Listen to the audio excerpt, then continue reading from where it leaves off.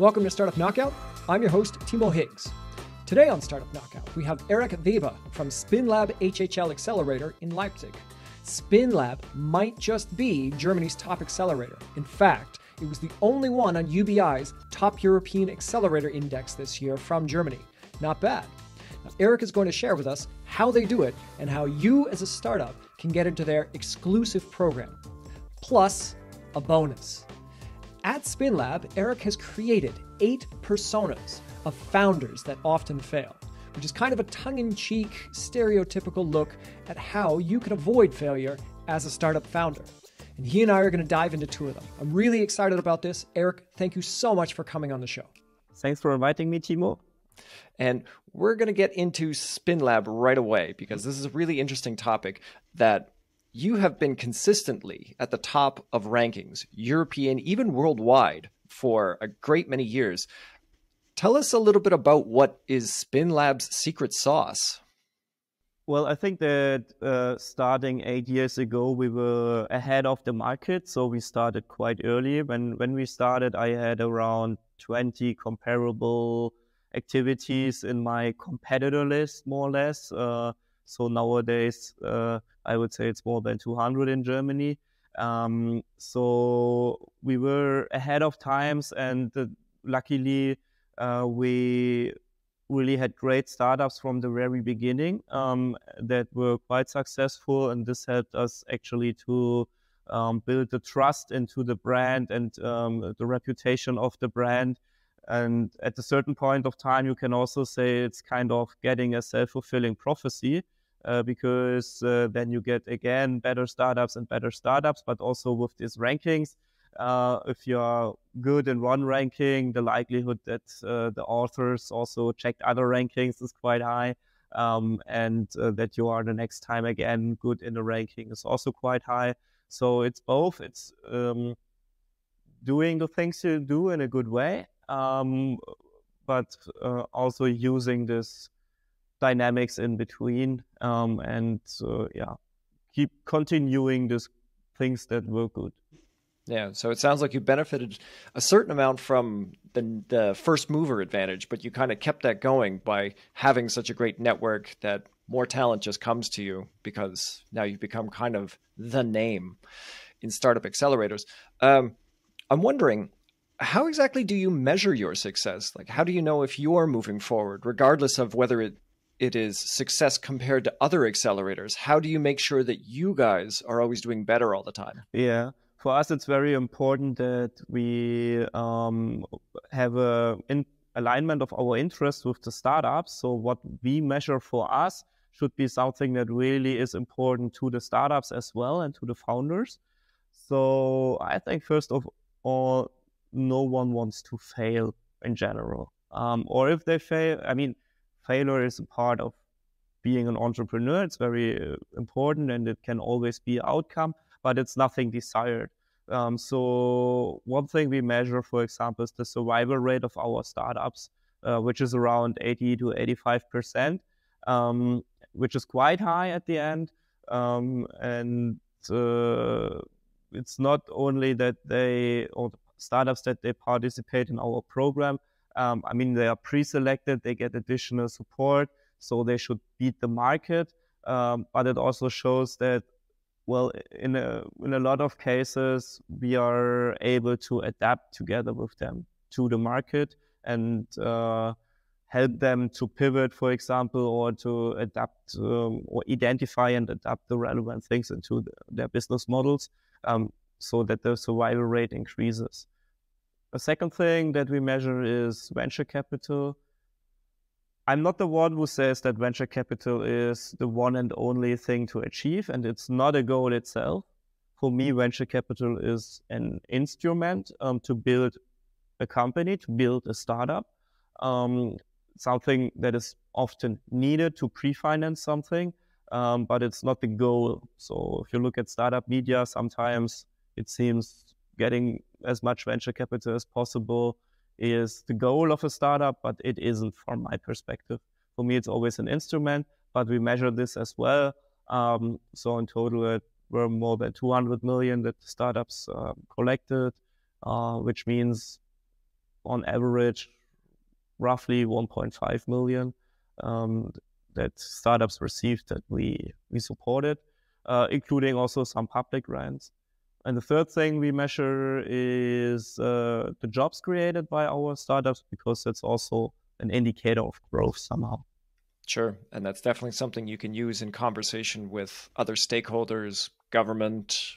That's certainly a big plus. And I like that I like your approach to the venture capital measurement, because I think a lot of people nowadays, they get a little bit kind of squeamish, a little queasy when people say, well, we raised this much. Like, well, that's not an indicator of success necessarily, but it is, because it means that you're getting experts thinking that your business is actually viable. So I think you're right that it should not be the only indicator of success, but it should definitely be taken into consideration. Yeah, I think that's a very important point. It has a relevance in the market, definitely, but it's not all. And there were a lot of startups that received millions and millions of venture capital, but never succeeded with revenue at all. And so you see, at the end, maybe collecting as much venture capital as possible is even not something which decreases your risk of failure. So from my perspective, it's actually something which increases the risk of failure. Because from my perspective, venture capitalists will, especially in the early stages, will always force you to use that money to grow, getting more people there, creating traction and revenue and so on, but they don't want you to be profitable. So even if you say, okay, I'm coming closer to profitability, they will say, okay, now let's raise the next round to grow even faster. And that's the right perspective for the venture capitalists. And we are also running a fund, and there we would also like to see this hyper growth.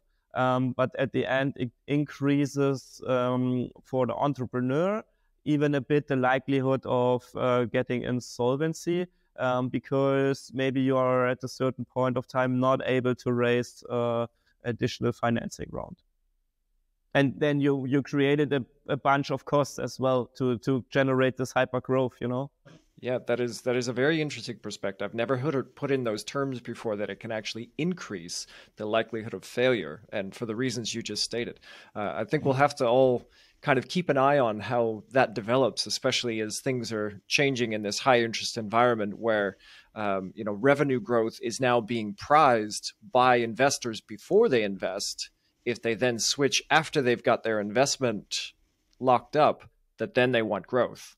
Yeah, definitely growth, but also growth in revenue and so on. But usually you will increase your cost base as well. And the venture capitalists, some of them at least, they are even not happy if the company is profitable, because it means it could grow maybe even faster. I imagine the philosophy around managing your burn rate will look very different in the next 6 months, 12 months, 18 months, depending on what happens in the investment community. But I want to turn back to SpinLab, because one thing that is really interesting about you guys is you've created a number of offshoot organizations. So like Rootcamp, BitRoad, Smart Infrastructure Ventures, your VC arm. I'm wondering if you could tell me a little bit about Rootcamp and BitRoad, because they don't fall necessarily under SpinLab, but I guess they are daughter companies of SpinLab? So the basic idea is that we will expand with new topics that have synergies to the topics we cover in Leipzig. So in Leipzig, we do energy, smart city, and health. And that's why we do see synergies with Rootcamp, which is our program in Hanover, where we cover agriculture and bioeconomy. And of course, those topics are interconnected somehow. So most of the farmers, they have or many farmers at least have biogas or PV, which is actually electricity production, or even methane, or sometimes biogas or other gases are byproducts of processes in the agricultural industry, or sometimes even needed to produce fertilizers, and so on and so forth. So there's a clear synergy of the corporates that work with us on different markets, but also on the startup side. And this is what we wanted to generate, and I think it really works. So also in terms of the network, but at the same time also in terms of the deal flow we see and the startups and how we can support them. And on the other side, I think that we should also grow this further with additional topics on different locations that we're going to cover in the future, hopefully. And besides that, we have seen that many of our partners say, okay, you help us identifying startups and planning startup collaborations. But see, I have this problem in my organization. It's somehow related to strategy or innovation, but it's not exactly what you do. But we do think that you have an expertise in this. Can you help us with that? And that at this point, it got complicated because in the accelerators, we have a couple of people, we have a couple of resources and know-how, but it's allocated somehow. And that's why we bought a small consultancy boutique called Bitlab that helps us to have these free capacities or these more flexible capacities, working on more individual projects with those partners and companies that are not our partners or not our partners yet. That's a very interesting inroad. Kind of insightful how you would have been able to identify those synergies. So if I understood it correctly, with Root Camp, with your agribusiness accelerator or like daughter accelerator, so you were already working with farmers because they were in contact with energy startups and energy partners. So it was an easy inroad for you with agribusiness startups. And you thought, well, we're already talking to these people and they have other needs and we can help them with those other needs.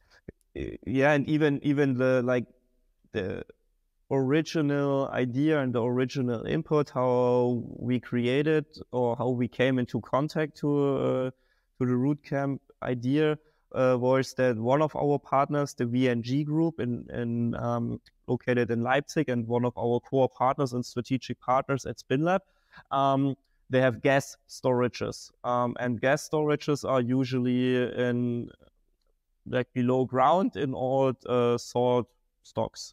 And our main partner, or our biggest partner in Hanover, in Root Camp, is K+S. And what they do is they produce salt and fertilizers out of salt stocks. So even that became somehow obvious and is a very obvious synergy. It seems like an easy win, but you'd really have to be paying attention to be like, there's an opportunity there. Now, last question for you. Actually, this is not the last question. I have two more questions for you. So one thing I've noticed about SpinLab is you've been promoting diversity a lot. You've been doing recruiting in diversity. You're doing events in diversity. So tell us a little bit more about that. How did that come about? What's the goal? How's it going so far? Yeah, especially in Germany, we can see a lack of diversity in general in the startup ecosystem. It means for me also gender diversity, but not only gender diversity. I would also say the international backgrounds, the religious backgrounds, and also different age groups have to be better included into the startup ecosystem. And that's why we created a diversity team within our company that tries to identify concrete activities that we can do to foster diversity within our team and within our processes, but also outside. So that's why we created this amazing diversity summer school we do together with HHL, like the business school we are generally working close with. And there we try to identify startups with diverse backgrounds that can cover all the industries you can imagine, because with the SpinLab program, it's quite competitive to come in. we only have 2% of all the applicants we get into or accept to our programs. And then we have this industry focus, energy, smart city, health, and so on. And there are a lot of other companies that we want to support, but we don't have the processes, instruments, and capacities. And we thought, okay, if we want to support additional startups somehow, where could we have the biggest value, and where should we put our focus on? And so the idea was to create a diversity summer school, because in that field we see the highest need to be engaged. So the last question that I had for you dovetails nicely into what you were just saying about SpinLab being such a competitive environment to get into. So for any listeners out there who are thinking about applying to SpinLab, or really any accelerator, what are maybe a couple of tips for them, things that they should absolutely have before they even think about applying to an accelerator or to SpinLab? Yeah, I think it's very important that they can also show how the accelerator also benefits from that company, because either it will be very successful and it's a no-brainer. So this is about market growth potential, the strengths of the team, and any other decision like a classical VC would also, or any other argument a classical VC would also want to see. But the second thing, usually these companies has certain stakeholders. So in our environment, in SpinLab, these are mainly corporate partners.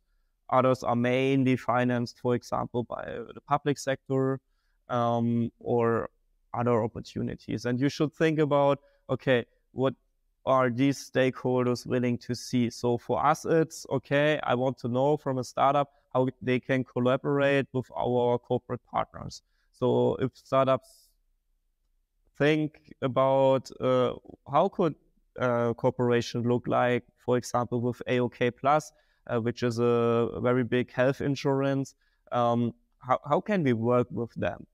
What could be a potential collaboration with them? How can we work with other partners that SpinLab has in the health sector, for example, the university clinics of Leipzig or the German Red Cross? So how can we work with those?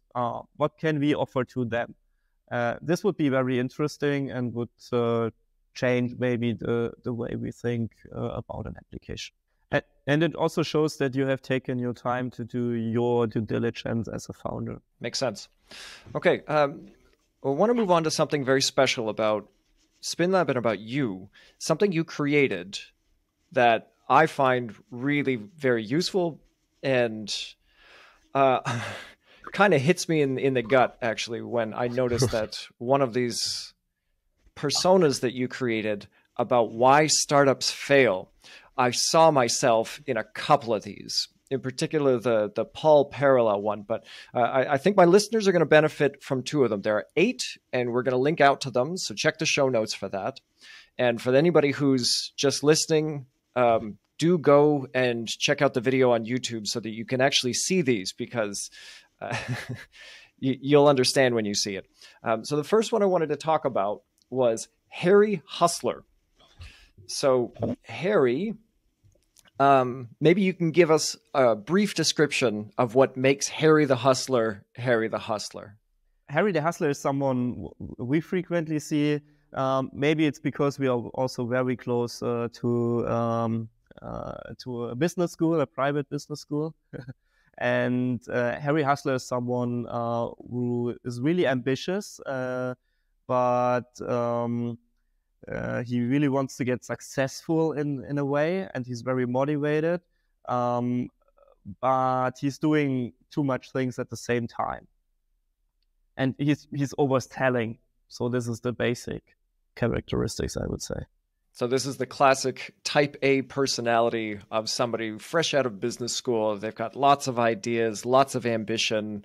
But what is the one thing, do you think, that tends to make Harry fail? Because these are personas of founders that tend to fail. Yeah, you know, these kind of persons, they are very confident and have a very high self-esteem, and they want to show off. and they want to show themselves off.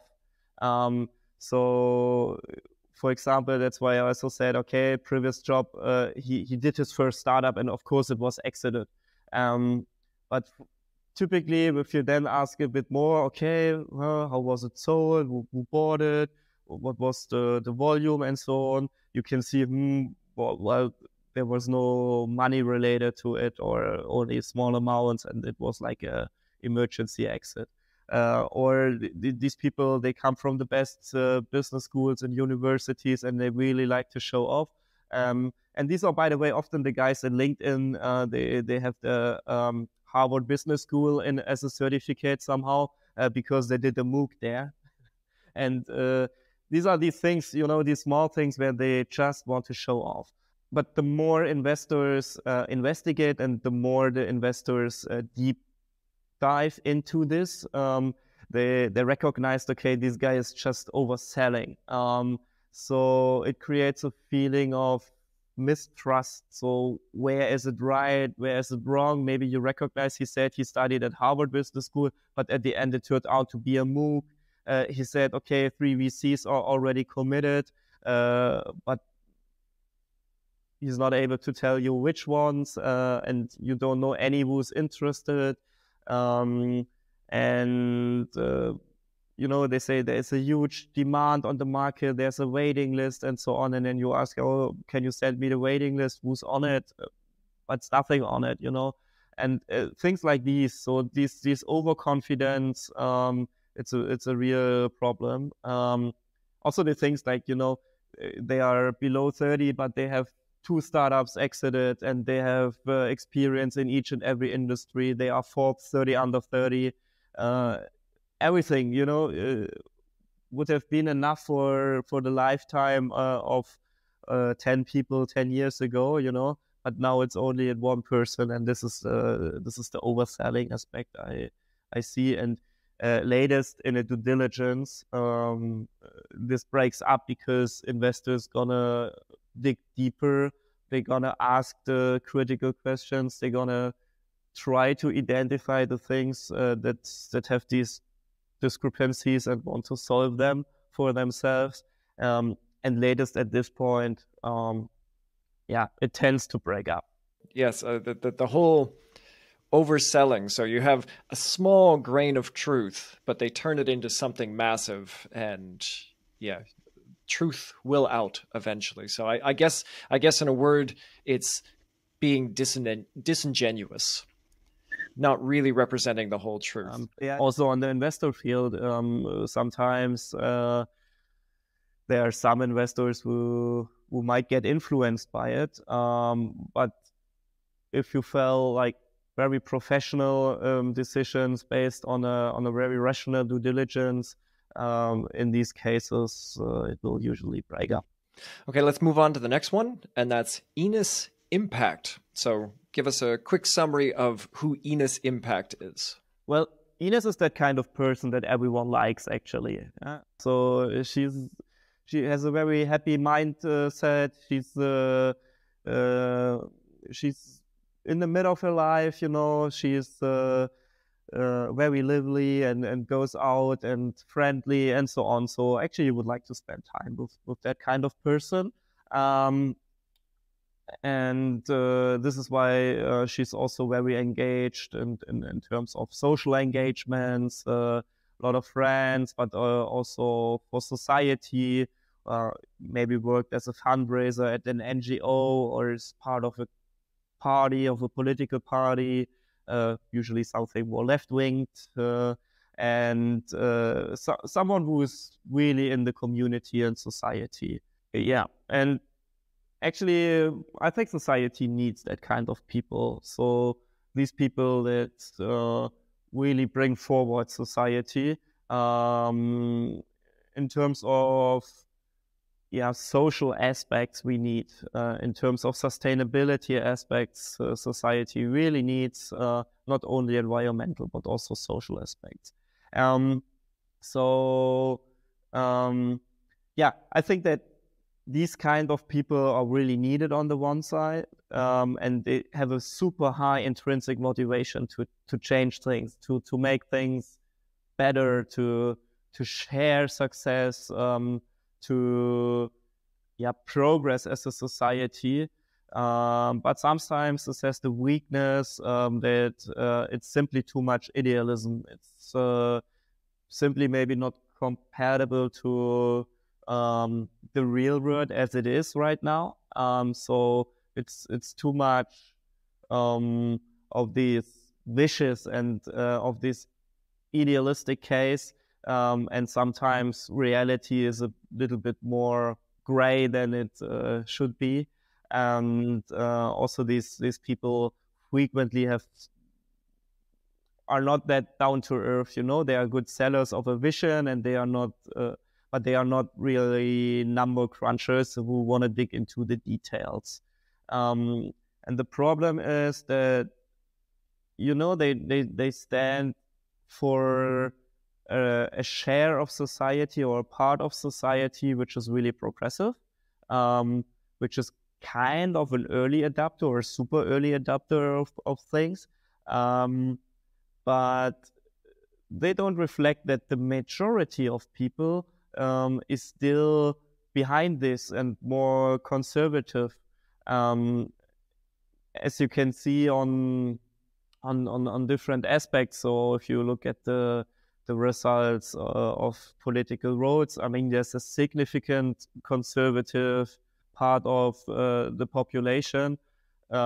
Sometimes it seems it's even growing at the moment, but I don't want to be like now with the political commentator here, but it's just that sometimes the market for these products and services these people develop is much smaller than they expect, because they think everyone should think like this. And I would agree, everyone should think like this, bringing forward society and having more idealism. But at the end, the world is as it is. And a lot of people are looking into their own world. They are more like they see what's in for me personally, and not so much what does society need, and what's my individual value for this. So how do I benefit individually, and not so much from the societal perspective. I've heard it said that the best founders are those that have a perfect blend of idealism and realism. Yep. That they're going to get down to work and really get into the details, but they have this idealism in them that makes them want to change something in the world. Yep. And I really love the line that you have in the persona here, that she doesn't understand why everyone doesn't think like her. There's this too much idealism where you just can't get it. You can't get inside the head of your customers.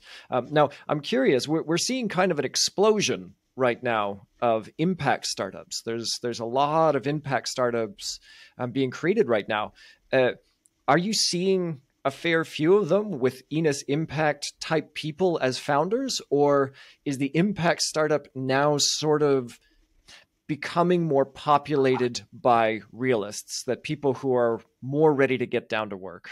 Well, you always have to see that these personas are very stereotypical. I do see, and I think it's very good that we have an increase of impact startups or startups that work towards more sustainability. And also here we maybe have to make a small differentiation. So I think there are a lot of, or even the majority of impact startups, there are also startups that work with sustainability or towards more sustainability, but not necessarily the other way around. Not all the startups that are sustainability startups in a way necessarily would describe themselves as impact startups. Because still there's a kind of prejudice around this impact term, where a lot of people think, okay, the higher impact comes at the cost of like lower interest or profits. That's not necessarily the case from my individual perspective, but I think that still in the investor community and also the the startup community itself. Also general in society, there might be a bias like this.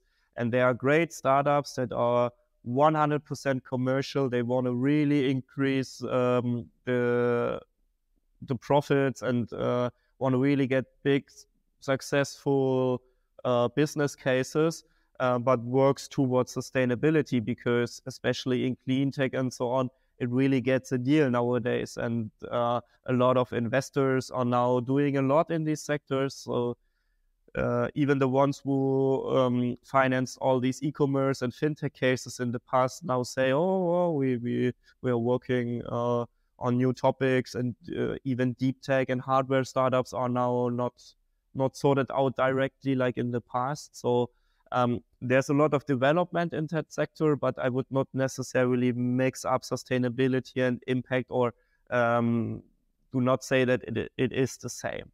So with impact, I would still think that you have a higher weighting of social aspects compared to profitability aspects.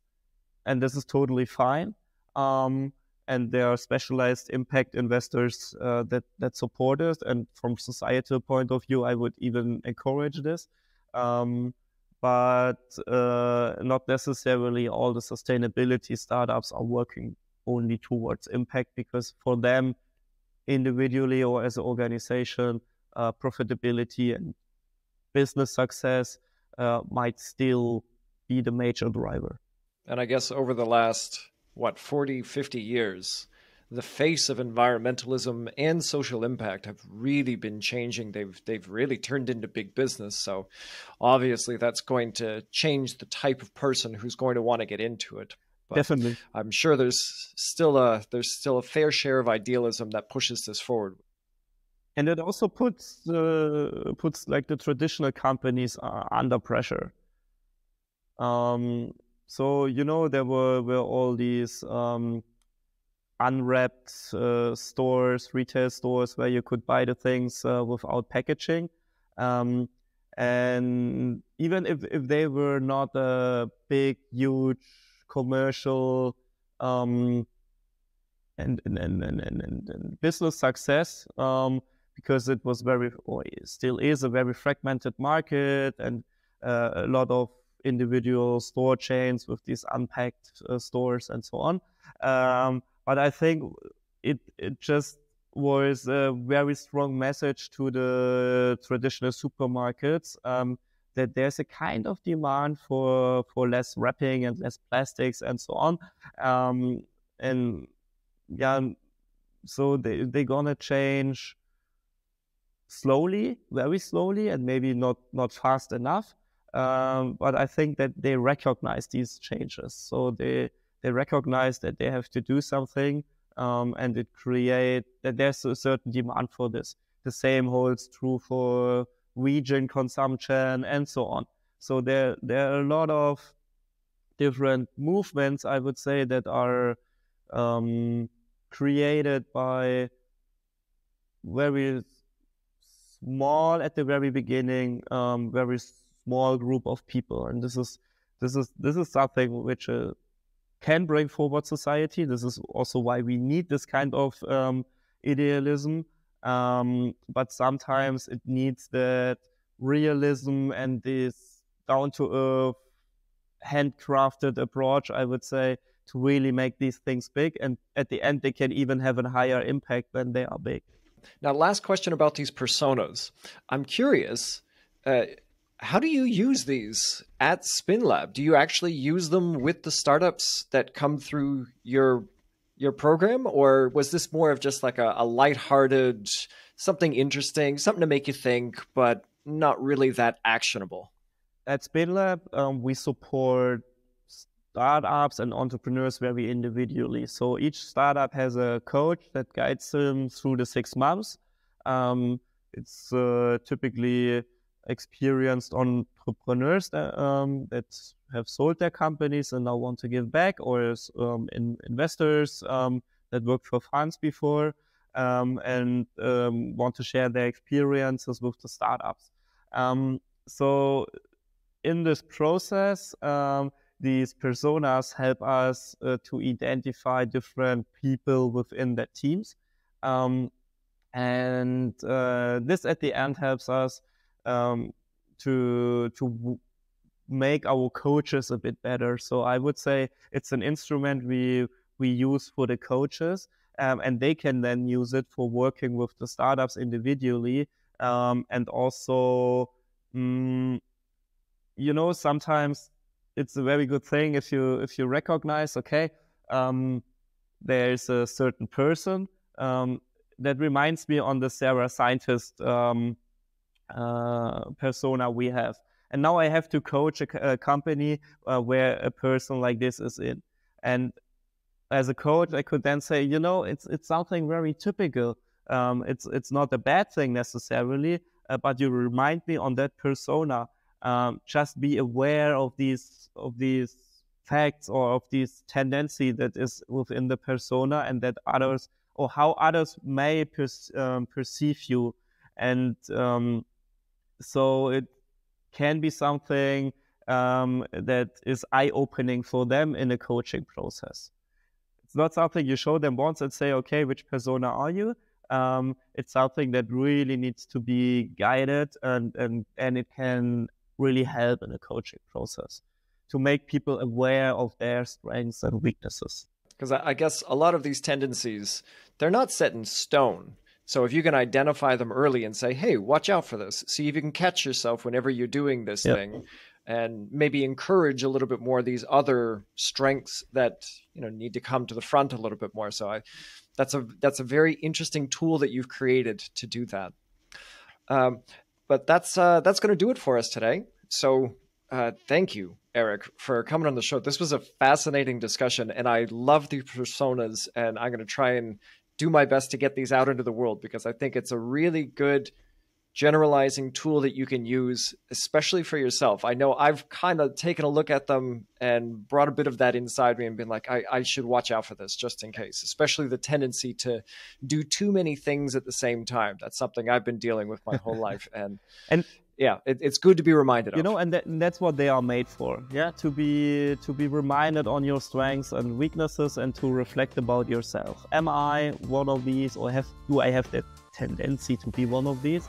And I would even hope that the number of these personas maybe grows. So Timo, if you or maybe someone of the listeners have some ideas of personas we could add here, I would be very happy to share them in the community and to build additional ones, because I think it could be a helpful tool, and that can help the community. And if the community has some ideas how to expand this, I'm very open and looking forward for your feedback.